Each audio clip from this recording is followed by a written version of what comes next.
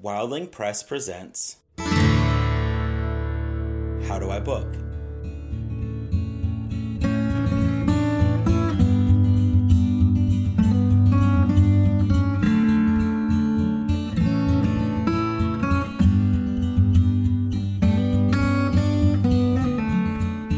Welcome to How Do I Book by Wildling Press. We like to chat about book writing, book publishing, book marketing, and of course, book reading.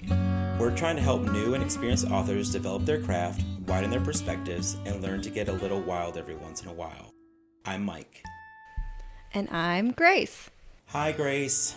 Hi, Mike. Here we are today, and we're going to talk about something that might not seem too exciting, but again, it's something that we should all know about. Speak for yourself. Speak for myself. But today we're going to talk about how do you promote your book, the business card and bookmark edition. Ooh. So here at Wildling, we spend quite a bit of time talking about how an author can digitally promote themselves in their books, but we need to touch base on how to market yourself offline. And that's where the more traditional avenue of marketing comes in place with printed business cards and bookmarks. Yes. So what are the differences between bookmarks and business cards? Business cards are for you to connect with people who can help you sell more books, like bookshop owners, marketing professionals, agents, online influencers, and similar. Bookmarks are for your readers, the direct buyers of your books. Yeah. So ultimately, if you're trying to sell your books through like an event, for example, a business card is going to be great because you can hand that to a bookshop owner and then they can get back in touch with you about setting up an event. Exactly. And then at the event itself, having those bookmarks for the people that attend, those are going to be held on a lot more and regarded more by them than the actual business card. That's so true. So what is the purpose of a business card? It makes follow-up easy, and having a physical business card makes connecting with people more personal than exchanging information via a digital contact card. And I don't know if you've seen those out and about in the wild or not. The digital ones? Yeah. I've never. Yeah. I have only seen ads for them and seen like how they are very useful, and I do get it. Yeah, I can see the pros and cons of that for sure. Right. They definitely have their perks. You only need the one, and you can update it as often as you need without paying for a reprint or having to throw away older cards. Yeah. But the main downfall of that is you run your chance of your contact information getting lost in someone's phone and their list of contacts, where you just become a name and a number, and the actual personal interaction that you have with them gets lost. Yeah, and there's also something to having like a physical, tactile, tangible. I'm just saying all the words. Right. No, but you're saying all the right words. Yeah. To actually hand someone, I think that does make a difference, Yeah, and it's one of those things, too, where they're reminded you as an individual, as an author, each time they look at your business card, and they'll remember that exchange the two of you had. Mm-hmm. Yeah.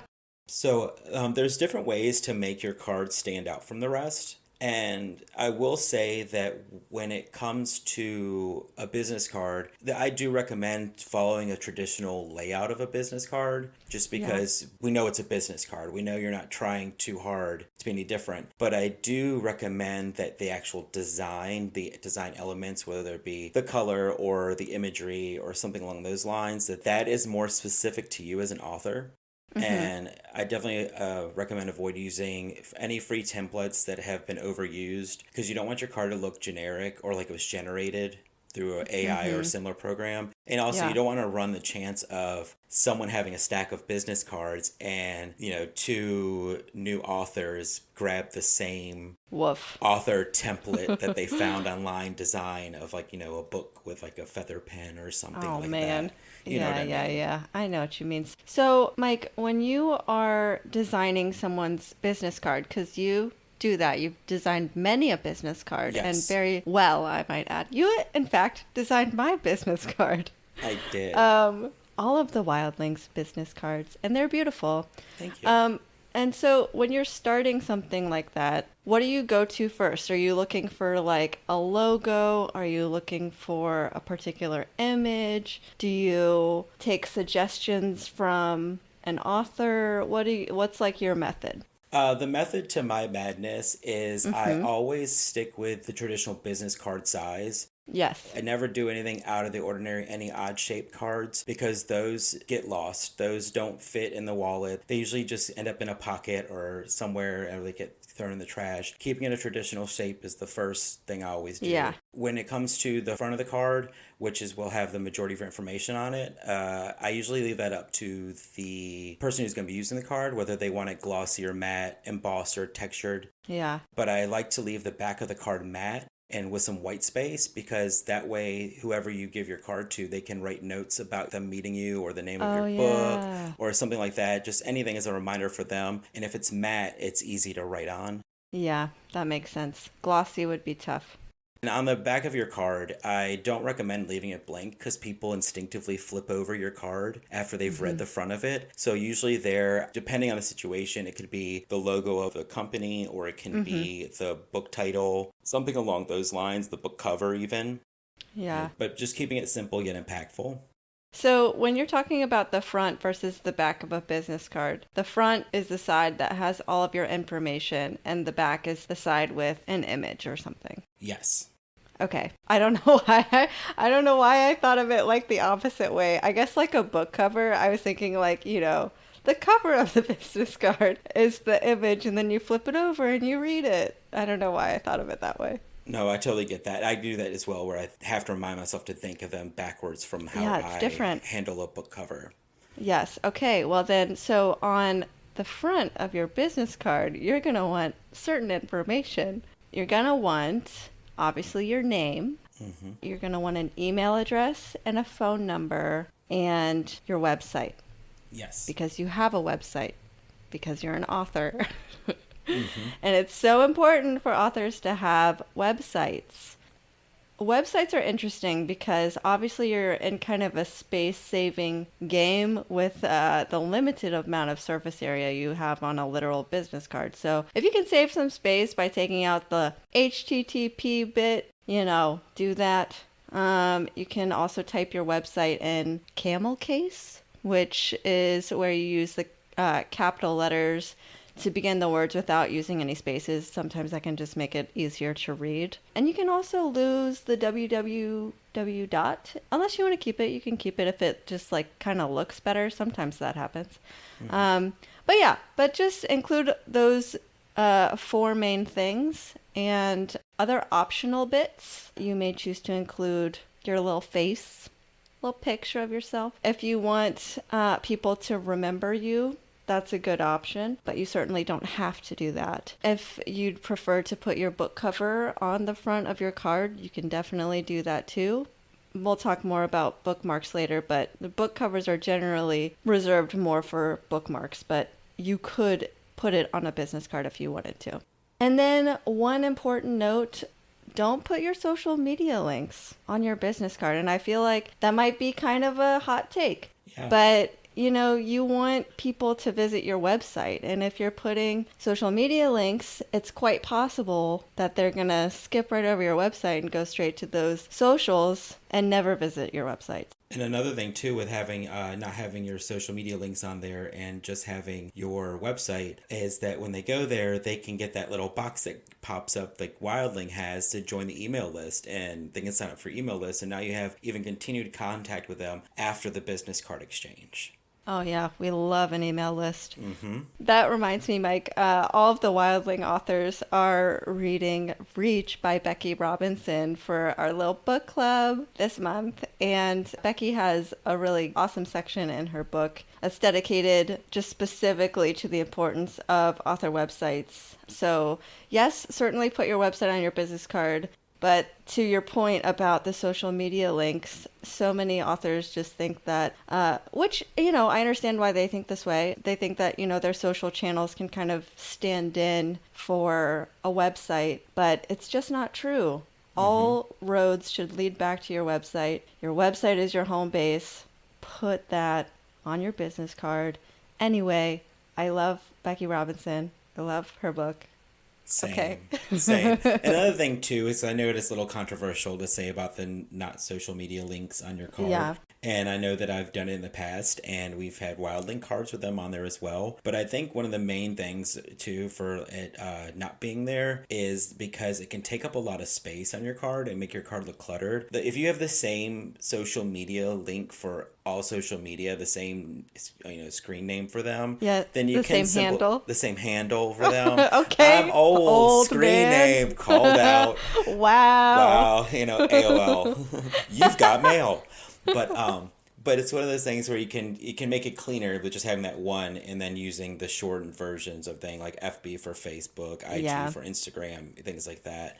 But yeah, so that's how your business card in general should be laid out and the information should have on there. So, quick question Yes. for you. Do you recommend that authors design their own business cards, or what do you think? That is one of those ones that I am on the fence about. I could go Okay. either way because a business card is a business card is a business card. Yeah. You can probably, jump down that rabbit hole yourself and design them. Uh-huh. I always want to recommend a designer first for everything, but if it's not in your budget, I usually have faith in people that they can design their business card. Yeah. So I It's go true, back and especially forth. with these very helpful tips.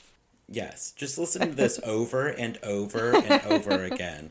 Okay, so the next thing I want to talk about were bookmarks. And bookmarks are, like I said before, they're the one that reaches your reader. And people love receiving free stuff. And I've talked about this Oh, in yeah. past podcasts that, they love free stuff. And a bookmark is a very cheap and effective way to use a promotional tool that you can hand out to the masses. A lot of times if you're in a bookstore, they'll have bookmarks for sale and things along those lines. So when you're giving someone a free bookmark, it functions as a small gift. So it has a higher perceived value than your business card. Yeah, it does feel just like a little nicer. Yes. And a bookmark is also your opportunity to promote your book inside someone else's book.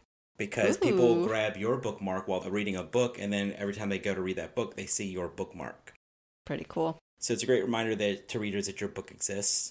Yeah. And bookmarks also create an opportunity to sell other books in your series, and they have a longer life than a business card.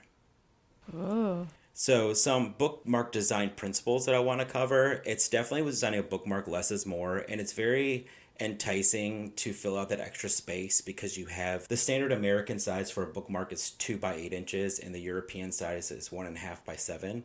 I like to use the 2 by 8 for like children's books and YA middle grade, and then the 1.5 by 7 for adult books. And it just because it just feels a little more Just so mature. This bookmark is so mature. right. It's matured.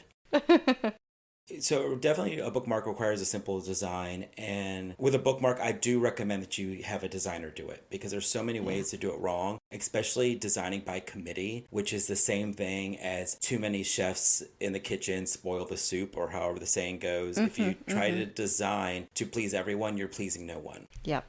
You want to keep your bookmark focused. It's not a catalog. Your website is your catalog. The higher the quality of the bookmark, the longer people are likely to keep it. One thing I do recommend is using one side for a simple image and the other side for information. So you can put your book cover and your book title on one side, and you can have your synopsis or things like that on the back side. So you've got a front of your bookmark, you got a back of your bookmark.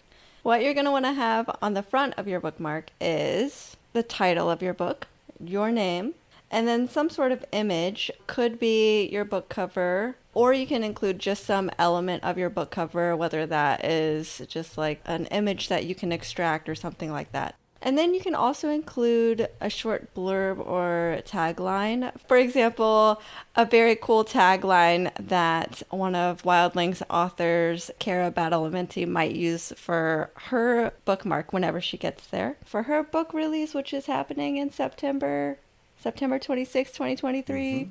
So the tagline is destructive, sexy, and witchy. And then you would include the endorser's name and their work. So that was by Emily Blackwood, author of the Fae of Rowith series. So yes, you can include just a short tagline or a blurb. But again, just because there's more space there than you have in a business card, you don't have to fill the whole thing up. So the back of your bookmark, offers a little more flexibility in terms of what you can include, but don't make it too busy. You won't be able to include every single thing. So you want to keep your design simple, include your website. If we have said it once, we've said it 1,000 times. This is required.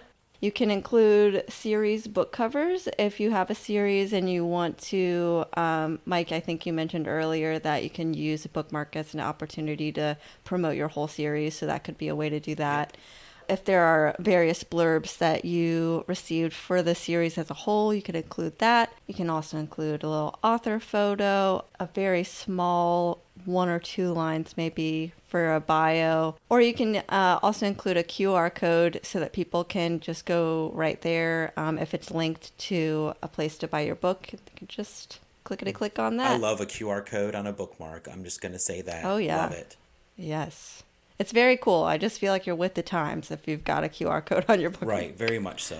So you have your bookmark now. So what do you do with your bookmark? And some options for you is you can ask local bookstores if they'll give them away for free at the counter. You can hand them out at events you attend. You can include a stack on a book table at your speaking events. You can include bookmarks with signed copies that you mail. You can also take them to your local libraries to see if the libraries will give them away for free.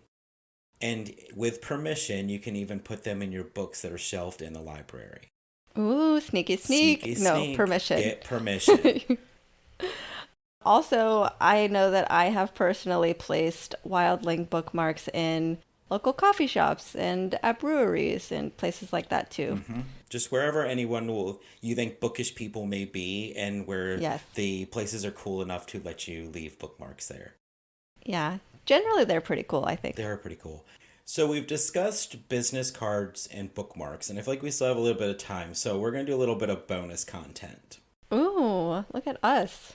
I want to talk about posters real quick. This is something that can be used at your events. It's pretty effective because, it's a poster, it's large, it's in charge. And Mm-hmm. as far as a poster goes, just the specs for one, I do recommend a foam core poster, and that's one of those where it's two pieces of poster board paper with the foam in between them, and it's that Yeah. way. It's just firmer, and you don't have to worry about like hanging it up. It's something you can set on an easel or easily prop against something without it rolling. You don't get the Mm, curled edges, stuff like that. great point. An 18 by 24-inch one works great.